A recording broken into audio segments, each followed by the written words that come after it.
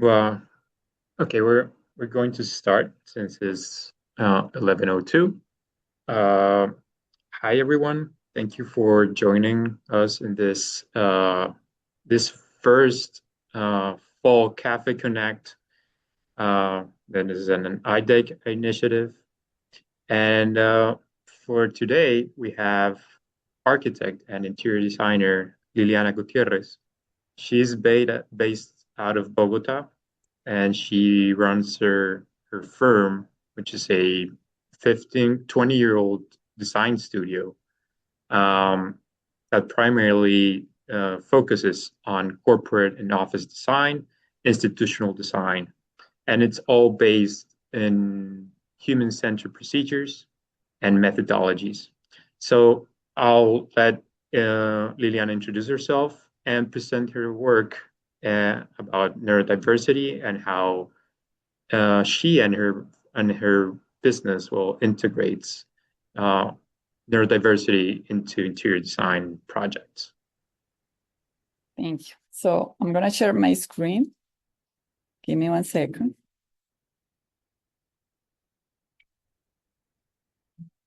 Please let me know if you can see the screen right now. Yes, we can see your screen. Okay, perfect. So hello, everyone. It's a real pleasure to be here with you today. Thank you, Danielle, to allow me to show what we're doing in Studio Sur. And this is my passion. So as you mentioned, my name is Liliana Gutierrez. I'm speaking you from Bogota, Colombia. I'm an architect. I have a master's degree in interior design. And also I am professor in 2 universities here in Colombia. And I have a company that is called Studio Sur, Studio South. It is an interior architecture firm. And we have almost 20 years of experience. We have projects in 9 countries. We have more than 7,500,000 square meters of design. My passion lies in transforming spaces into experience that foster well-being and belonging. Thank you to IDEC for this opportunity. And let's start. Hold on. 1 second. Yeah, here. So I would like to start saying that each person is unique. I understood this deeply when my son was diagnosed with sensory integration dysfunction at age of 2. At that moment, I realized that environments can be more than functional. They can be therapeutic, nurturing, and dignifying. Design can be a companion, and that's what I want to share with you today. How we can design to embrace difference. This is a picture of a project from Rosanne Bosch that I admire. And I like to start with this picture because somehow my kid, Federico, when he was 2 years old, he would love to be in this kind of caves because that felt for him security. And that's why I think that the space is really important for people that need the difference for the space.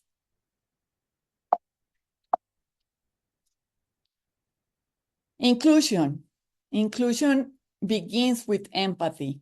So when we design spaces, we need to ask ourselves, who use this space?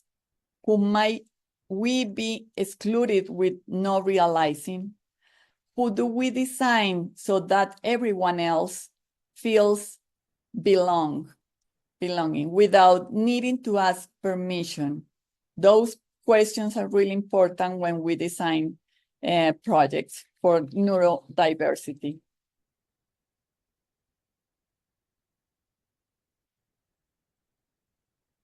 Hold on, I have the computer, so let me, yes, okay, good. So let's do a small exercise together. I'm going to ask you a few questions. think of these questions as mentally answer yes or no. So let's go for the questions. Do you think that the design of the space can influence in your stress or anxiety levels? Are there any specific aspects of the spaces that make you uncomfortable? Lighting, noise, colors, furniture, arrangement? Do you feel unsafe in spaces you frequent regularly? Have you experienced difficulty concentrating or participating in activities due to the layouts of the space? Are there elements in the spaces that might affect your emotional well-being? Do you think making adjustments to the spaces could improve your experience and comfort? Are there situations you avoid because the condition of the space? If this meeting were in person, I would ask you to raise your hands if you say yes at least one time, or maybe two, or maybe three. But since this is virtual, let me tell you what has happened when it has been in person. All attendees raise their hands at least once. This isn't someone else's problem. It includes all of us. These questions speak to how spaces impact us sensorily. And even if we overlook it, it affects how we live, how we work, how we feel. Design is not just about building, it's about caring. Do you know that 1 in 20 people is neurodivergent and only 50% of them know it?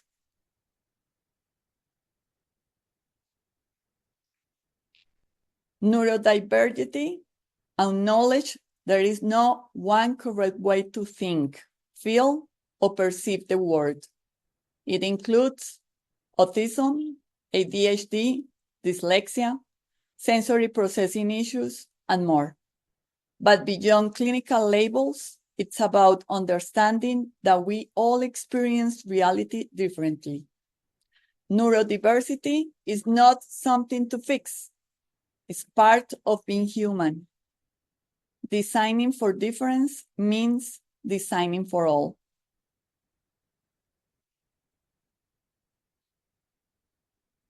What if the environment adapted to those who inhabit it?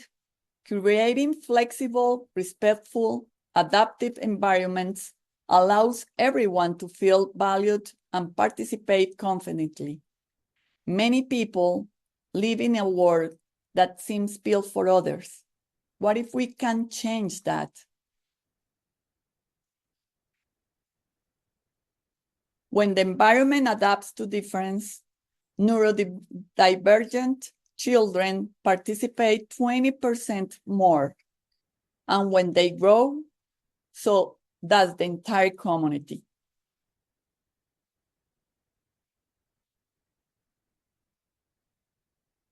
Some people feel the world more intensively. Others need more to feel it. Lights, sounds, textures. Some experience them as overwhelming, others as insufficient. Understanding this is essential to design with empathy. There are some terms often linked to neurodiversity, but actually reflects everyone's sensory personality because we all experience this in some way. These aren't disorders. They are variations in how we process the world. Let's see a few of them. Hypersensitivity refers to people with heightened senses may feel easily overwhelmed. They need calm, controlled environments. On the other hand, hyposensitivity hyposensitivity refers to people with reduced sensory response may seek intense stimulation to connect with their surroundings. Design spaces that allow for both extremes is essential.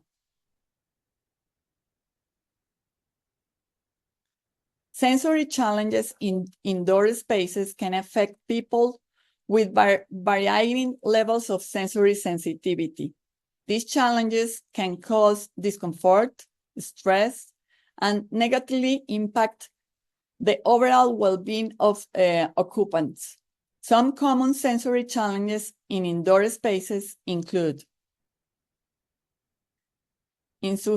insufficient or dazzling lighting can cause eye strain and impair concentration and performance. A noisy or echoing environment can be especially problematic for people with auditory hypersensitivity, making it difficult to concentrate and communicate. Having temperatures that are too high or too low in the interior space can cause physical discomfort and affect the comfort of the occupants.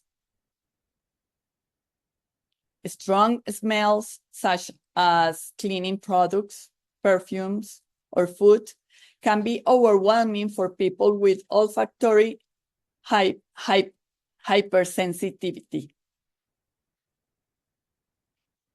Rough, coarse, or tactile surfaces can be uncomfortable or even painful for people with tactile hypersensitivity.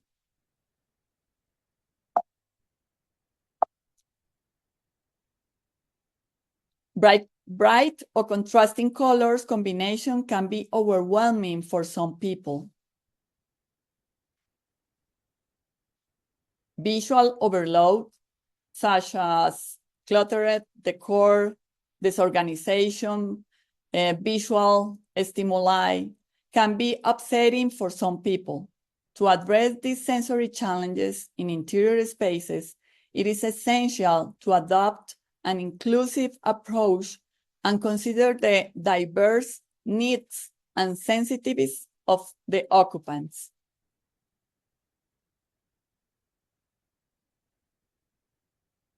Neurodiversity design reminds us that disability does not reside in people, but in an environment that does not adapt to their individual needs. After more than 2 decades designing corporate, educational, healthcare, retail, hospitality, and residential environments, one truth remains. What matters most in a project often can't be seen, is what is felt. That's why we create Humanoplus.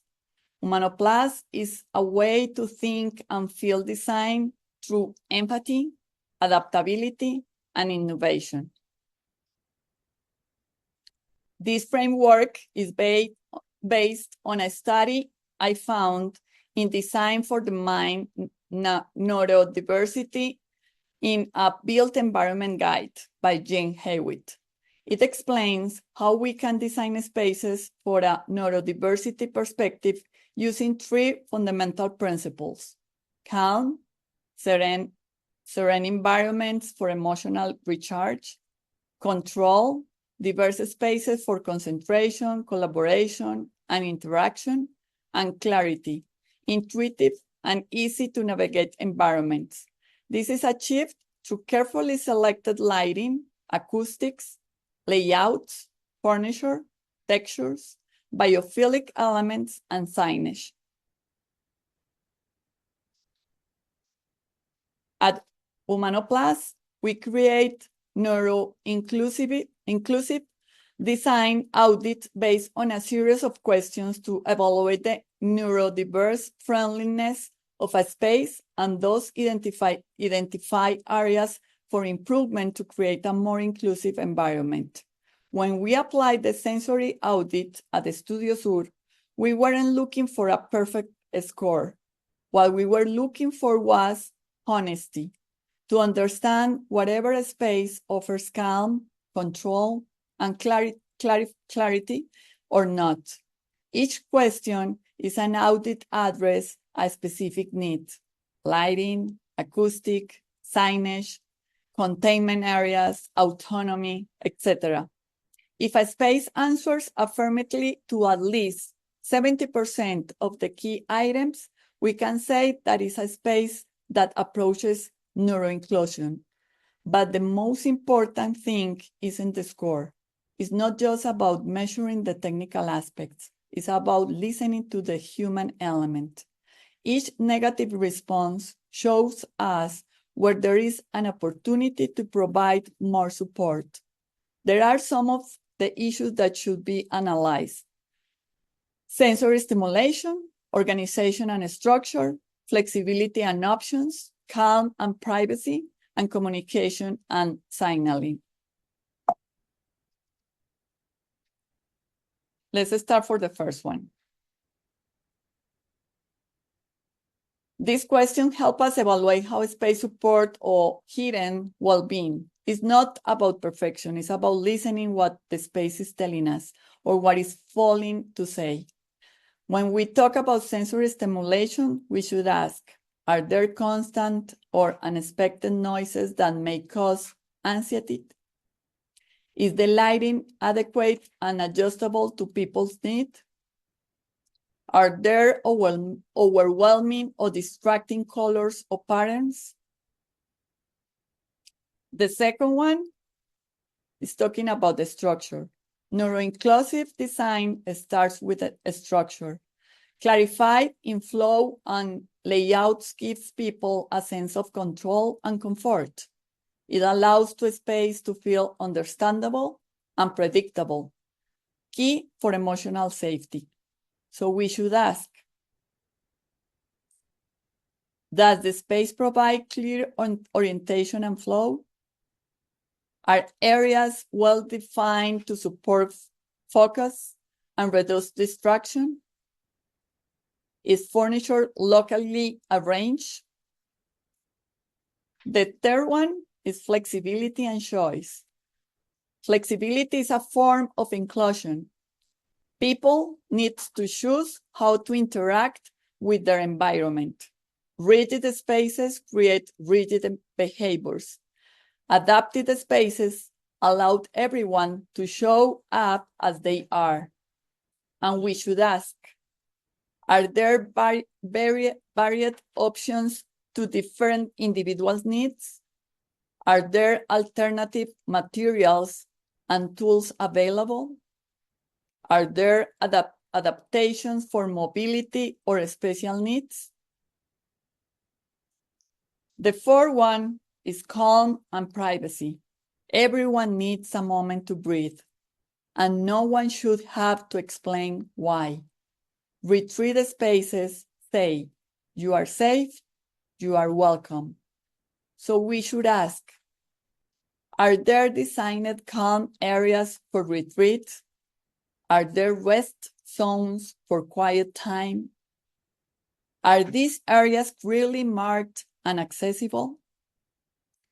And finally,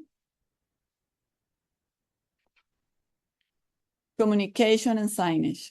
Inclusive communication is not only for those with cognitive or linguistic differences. Clear, accessible language helps everyone feel more confident and autonomous in a space. So we should ask, is signage clear, legible, and easy to follow? Are there pictograms and symbols to support navigation? Are there alternative communication tools for non-verbal users? Design is not just about entering a space. It's about feeling seen, safe, and welcome inside it. Inclusion isn't technical, it's ethical. This checklist isn't a formula. It's an invitation to design with humanity. I'm going to show you some projects designed by us at the Studio Sur to use as examples for sensory checklist. Start with sensory regulation with autonomy. Everyone is stimulated differently. This space that we designed for MasterCard lets people control lighting, noise, position, and level of interaction. Design should empower choice. Is part of well-being. Lilian, I think that was, it wasn't, Can you hear me? yes. It's okay? Okay. Yes. Okay.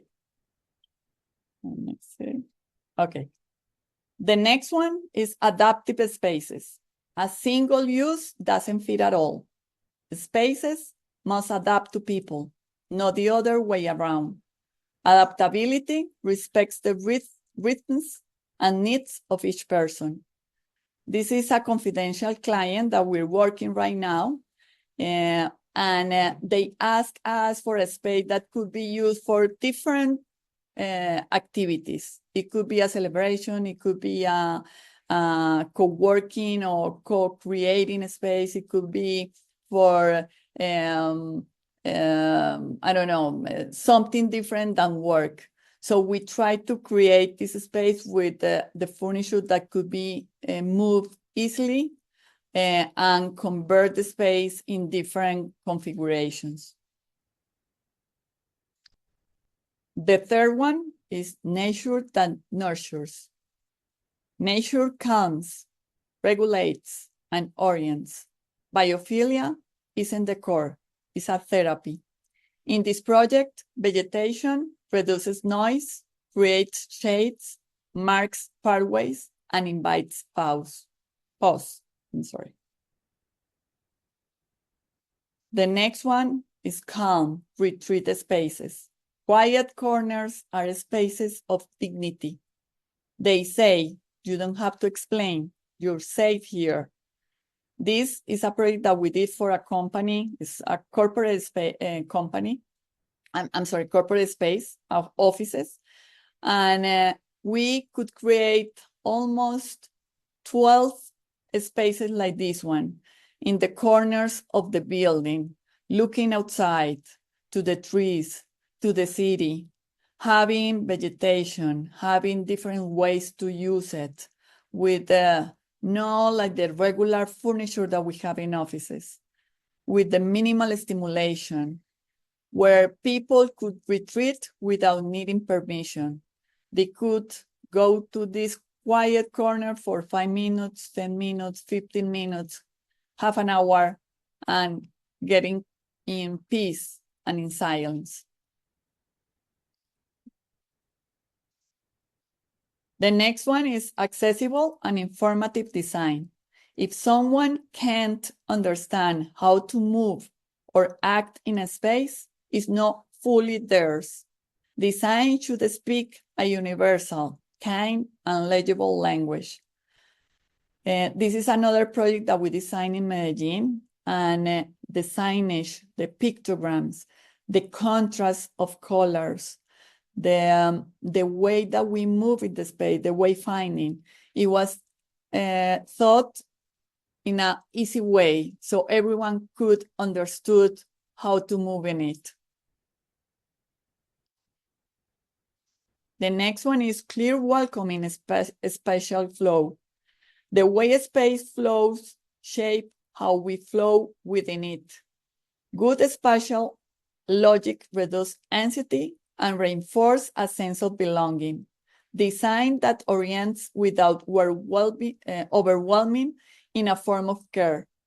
This is a project that we designed in one of the universities that I teach. This is Universidad de los Andes. Actually, Daniel taught for many years there.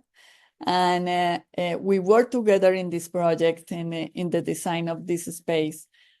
For us, it was important to create these smooth transitions, this sense of safety. This, for example, was an open space to study, but it was a way to say we can study together, but not being in a classroom. We can have these spaces to have chats or to research or have debating about something that we really want. The next one is technology that supports. Technology shouldn't overwhelm. It should be present, accessible, and gentle. Empathetic tech accompanies. It doesn't dominate. This is an office that we designed for a company that is called WTW. For example, this space is before the cafeteria. It was thought as a meeting space, but we didn't want to have something very formal. It was more spontaneous for meetings. And technology was there, but it didn't was the start of the space. So if you need it, you can have it. But the most important of this space was collaboration. Be with your partners in the space. The next one is talking about welcoming. And when we talk about welcoming in the entrance, is really important for neurodiversity, because inclusion is not just about getting in, it's about staying, understanding, and feeling reflected. Spaces must represent the stories and identities of those who inhabit them. This is a project that we designed in Medellin, and as you see, it's very colorful, and you got this kind of graffitis on the walls because of the idea of the company was being with the people that is on the streets. It was something that it should be very popular for everyone. So we got sensory and cognitive inclusion. We got this visible identity. It represents diversity and also a cultural belonging. So now that you know how to evaluate a neuro-inclusive space and have identified the non-negotiable for neuro-inclusive design, I hope each of you leaves here today asking yourself, what could you change in the spaces you inhabit so someone else can feel they belong to?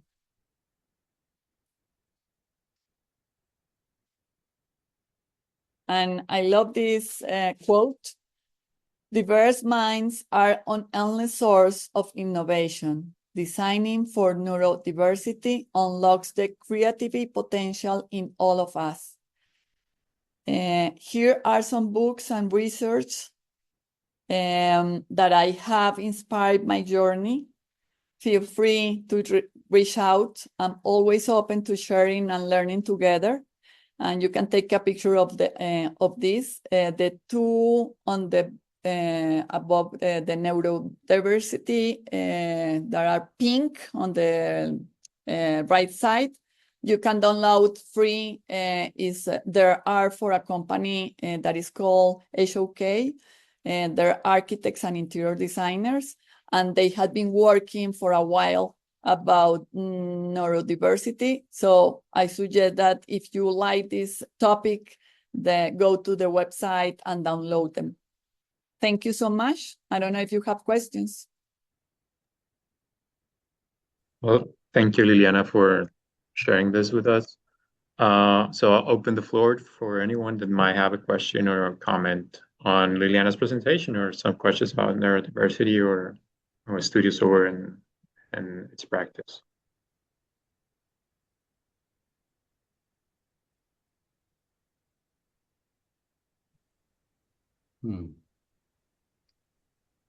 I hope you're thinking about it. It's a fantastic presentation. I apologize because of my English is not so good. So I apologize because of that. You know what? I really appreciate you giving us what those terms really represent, right? You talked about the principles, right? And giving us what the principle and questions to ask for those principles that are associated with those principles. So I think that that's very helpful and very informative. Yeah, I'm gonna show you again. Yeah. Give me 1 second. So, It's gonna be easier in this way. You're yeah, talking about this one, right? exactly. Yes. Yeah, Yes, the calm, the control, the clarity.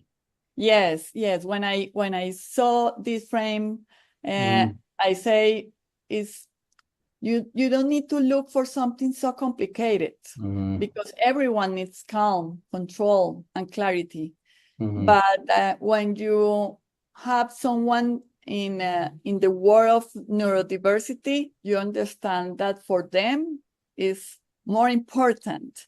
And as interior designer, as interior architect, I think that we have to design based on this for any kind of project, and the residential, corporate, healthcare, everything. And when you see these three principles, and then you think how calm could be used with lighting, with textures, with acoustic, and also the control, how you can use it with furniture, with orientation. You see that you're doing it right now, but somehow you in your practice, you need to think how, when you decided to make a design with acoustic or textures, is responding from calm, control, and clarity. Nice. Thank you, Jerome. Thank you. Jean is asking if you could share or reshare the questions for sensory stimulation.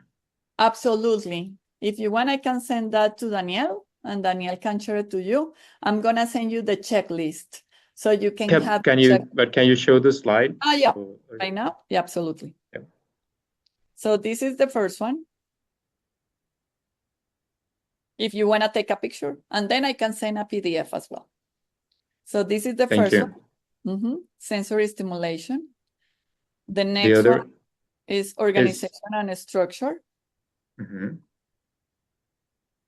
And the one before, adaptive spaces, I think was. Let me check. Let me see here. Or before the one that is before adapting, the point that is before adaptive spaces.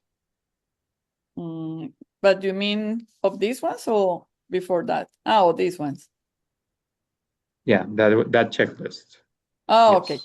Okay. Yeah, absolutely. I can send you a summary of the whole presentation. So you can get these ones that are the questions that we should ask before we start a project, because it's really important to get this audit. And then I can share you as well the checklist where and number 31, that one. Yes, that one's the one. No, number 31. That's 32. This one. That one. 31, sensory regulation with autonomy. This is the 31. Light, sound, temperature, smell, touch, just right. So I love it. Yeah, and Mary Beecher, she asks, is co-design with neurodiverse people part of your research practice? And if so, could you say more about those experiences? Actually, I'm glad to say that now people is believing more in all of this, what I am saying. When we start talking about this, it was difficult with our clients to convince, for example, to create this space. Because when you talk to a company that needs workstations, meeting rooms, a cafeteria, saying that you need to have a space to relax, to be silent, to be calm, is okay. So I'm gonna miss workstations. So at the beginning, it was difficult to get involved neurodiverse people on the process. But because right now we have many projects with this kind of spaces, it's easier to have these people in our team. For example, 6 months ago, we designed another office, and we create It's the first time in Colombia in a workplace that we create, and I don't know how to say this in English. I'm going to say in Spanish and then in English. But it's a safety space where you can regulate emotionally and sensorily. So we have espacio seguro para regulación emocional y sensorial, a safety space for emotional and sensory regulation. And it's a space in the office. And the most beautiful of this is that not only we create this space, but also the company have psychologists creating a program to use it. So we create the space, but now the psychologists are creating a program. So somebody, if it's with a difficult at home, or if it's a difficult in working, or is something that is not sleeping or whatever, they can contact the psychologist and they can use the space based on their problem. And the most beautiful is that because of that, right now, we're designing the same space in a school. And it's a public school here in Bogota. It's a foundation. Means my kids are in a private school, and they have a foundation that is a public school. And I have a team, we call it like the dream team, because we have psychologists, we have designers, we have neurodiverse people in the team, and we're creating this safety space for kids, for teachers, and for families. What we want right now is that what we're doing for this public school with no money at all is getting involved people, rich people in Colombia, to be involved in this, because we think that this space could be replicated in any kind of schools, universities, offices, and is the way to say the space can transform our lives, but we have to do it as this, not only functional, beautiful space, but also from the feeling, from the sense that we have inside us. So, answer the question. Right now, we have neurodiverse people working in this space. But before, it was more how architects and designers can feel the space and show to the clients that this could be done and change the life of the people that is using it. So Yes, yeah. And well, when I was back at the Los Andes University in Colombia, Liliana and I taught a class about this precisely. It was called neurobioarchitecture. It was a mix of neuro inclusive design and biophilic design. And we talked about how there is an experience, a personal experience that derives Liliana's work and has to do with her son. I don't know if you can tell us a little bit more about this, because when you told this story, students kind of got engaged with this whole concept. Yes, Daniel. Actually, I think that the most valuable class that I've done in 20 years has been that one, because somehow it's my story, but also it's the story of almost everyone. As I mentioned, one from 20 people is neurodiverse. So when I start that class with the students, at the end, always, because it's been almost 5 times that I did that in Los Andes, many of the students say it's the same at home, or I know somebody that has somebody in their family with the same situation. So in my case, what happened is when Federico was 2 years old, he was in kind of kindergarten. And one of the teachers called us and said, maybe you should go to the doctor, the pediatric, and see if Federico needs help because he doesn't want to be with the other kids. And he wants to be more like in a space like caves, I mean, under the tables and that kind of stuff. So the pediatric at the beginning thought that we were talking about autism. And when we were working with Federico, what we realized is that he has this dysfunction in sensory. That means that somehow he feels more strong textures, sounds, lights, and he needs more time to process what he got from the senses to the brain. So he needs help to process that. So it was great because we started this process at when he was 2 years, and he was almost 4 or 5 years in therapy. But when he starts school, he starts in the same condition than the rest of the kids. And actually, the school didn't say anything about his condition because they didn't realize that he has that. This is something for the rest of his life, but he can work on that because kids are like a sponge. I mean, they receive information and they can change pretty fast. So if the space helps to get this process smoothly, it's easier for them.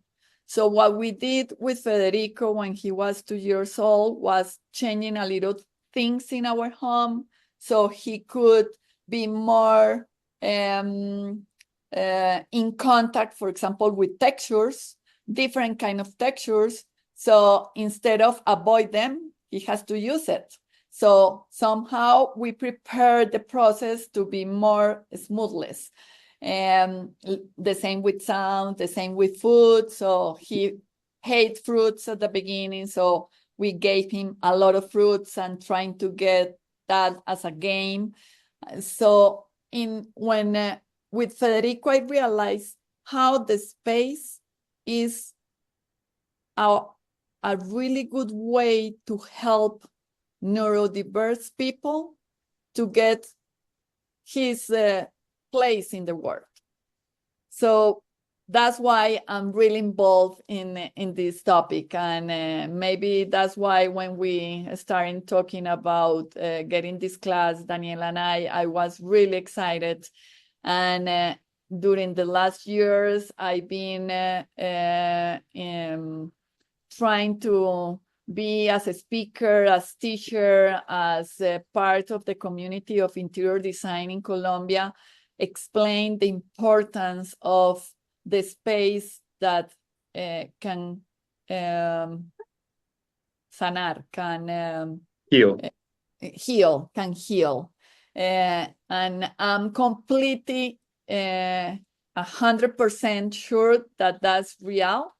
And when you have design based on evidence, you realize that this is not something that sounds beautiful. It's something that is real, and you can do it. And you should, when you design, you should think that there are a few non-negotiables, and those are my checklist. We have to get adapted spaces. We have to get biophilic design. We have to get calm retreat spaces. We need security spaces, and that's why it's important designage and accessibility. Those principles of the checklist, for me, are non-negotiables when we design and when we teach another people to design. I don't know if you have another question. And I think we don't have any other questions right now in the chat. Okay. So unless someone else wants to intervene, I want to thank Liliana for her time and for her presentation. We will upload this video to our YouTube channel, and you can also visit this presentation or revisit this webinar through our website, which is ideas for number 4 ID, which is ideasforinteriordesign.com. Once we post this, I will send you an email with all the information, and you can check things out. We will also have a blog post so you can follow up on this content. And well, as an extra, we have other presentations coming up. So we have our fall season, and I'm going to share my screen real quick right now. So here. So I'm going to share this. So next week, on November 21st, we're going to have a presentation by Erin Speck. She's she's a board member of the Knuckles Fund for Lighting Education, and she will talk about this opportunity to get access to the Knuckles Fund grants. Educators and institutions who are interested in applying, well, she's going to go through all the details and explain everything that the Knuckles Fund has to offer. And to finish with our season, we're going to have architect Ariana Babuso. She's from Italy, and she has her firm. It's called AB plus AC, and she focuses on neuroarchitecture and the psychology of spaces.